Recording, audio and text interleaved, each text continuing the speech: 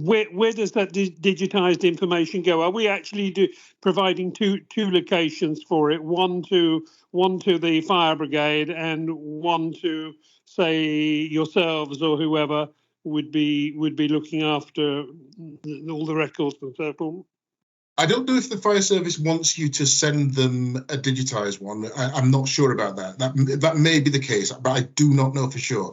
I do know they need it in the entrance so that they can easily access it. But I also know that we will be putting it on our portal. We will be asking you to give us a hyperlink to it so that it can be easily seen and all the documents can be seen in one place.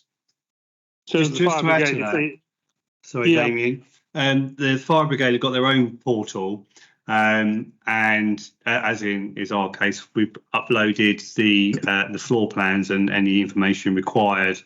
They then review that. I should imagine they've got a huge backlog, and then ask for what additional information that they need. So I would assume they would communicate that with their teams as they attend incidents at high-rise buildings. Well, and that makes sense to me. The only thing I would say to you is the fire brigade are stretched when it comes to this sort of thing. And you know,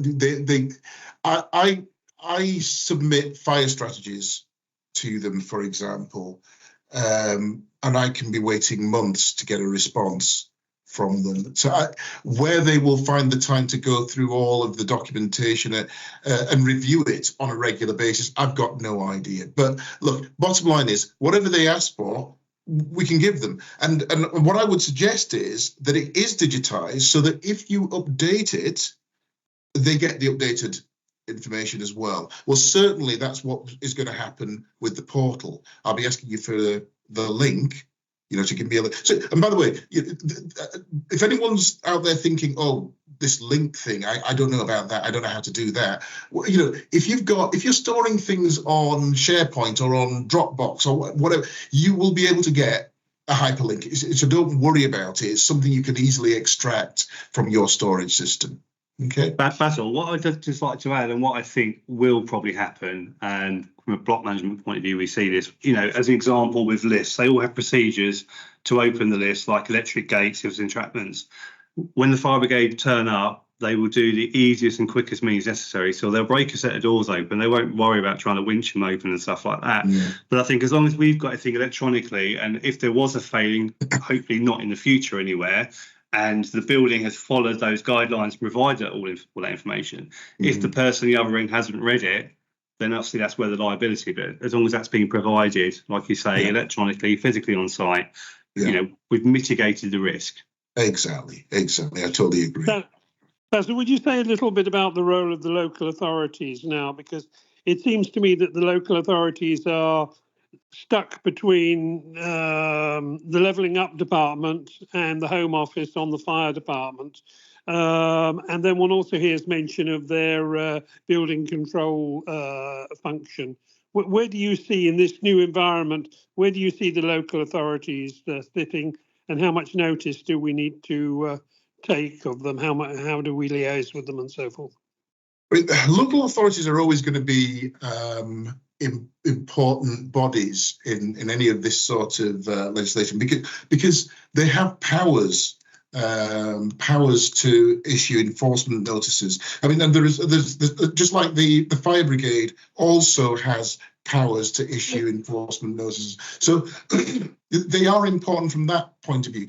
It's just that they're no longer the building control body for a high-rise building, so a building over 18 meters. But for other buildings, they are. Okay, so don't get anything sort of twisted here. I mean, building control in local authority will still stay intact. It's just that a section of buildings is now seen as so important, it's got to have a specific body dealing with them. That's all, okay? And they will deal with from the planning right through to the build and handover of that building, that new building. Yeah.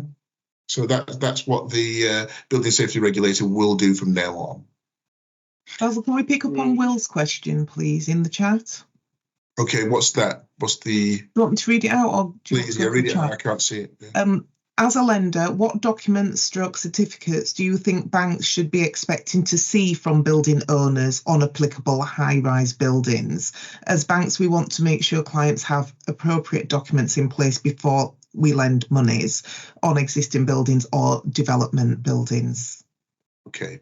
First thing I would say you're going to need is, if it's above 18 metres, particularly, well, if it's got cladding, I would expect to see an external wall EWS1 certificate. That shouldn't be something that is difficult to get hold of, but it does depend. I mean, some buildings, I've come across buildings that are 30 metres high, but essentially they're made of brick and concrete, so there is no risk, and they don't really need an EWS1 form, but I still get asked to produce one. So I think that is going to be an important form for you going forward. I think also this building assurance assessment certificate that is issued by the building safety regulator, seems to me that those two documents give you some assurance that the powers that be, that professionals that have looked at the building are satisfied that the building is compliant, and B, that those with responsibilities for building control are satisfied that the building is being managed and understood in a way that is compliant. So does that help? There's just a last bit to it. The certificates, are they available now, or is there a period of time before these assessments need to be in place and the certificate provided? So you can apply, you can get EWS1 certificates now, for your building, as long as an engineer has assessed it. And yeah, since I believe 1st of October 2023, you've been able to apply to the building safety regulator and get a certificate from him as well.